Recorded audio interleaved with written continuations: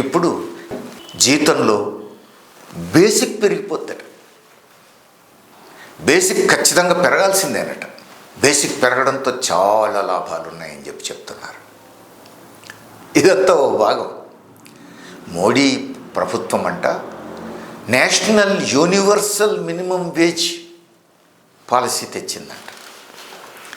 Universal minimum wage నిర్ణయిస్తోందట. దానివల్ల దేశవ్యాప్తంగా అందరికీ కనీస వేతనాలు అందుతాయట. అది ఎంత గొప్పదంటే ఇక రాష్ట్రాలు నిర్ణయించే కనీస వేతనాలు ఎట్టి పరిస్థితుల్లో కూడా నేషనల్ యూనివర్సల్ మినిమం వేజ్ కంటే ఒక పైసా తక్కువ ఉండడానికి వీల్లేదట. ఎంత గొప్ప విషయం కొండందవ్యాలు కనబట్టుకున్నారు వీళ్ళు. ఈ యూనివర్సల్ మినిమం వేజ్ గతంలో ఎప్పుడు లేదా?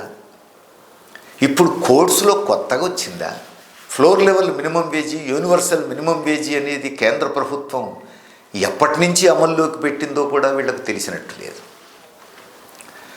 అదేదో ఇప్పటిదాకా లేనట్టు, ఇప్పుడే కొత్తగా కోడ్స్లో వచ్చినట్టు.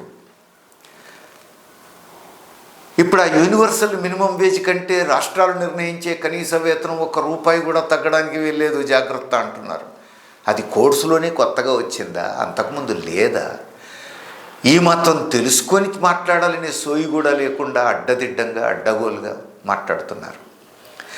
ప్రభువును మించిన ప్రభుభక్తి ప్రదర్శిస్తున్నారు.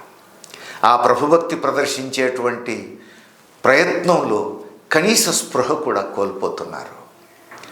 కార్మిక వర్గాన్ని పక్కదారులు పట్టించేటువంటి ప్రయత్నం, ఇది కార్మిక వర్గానికి ద్రోహం తప్ప మరి కాదు.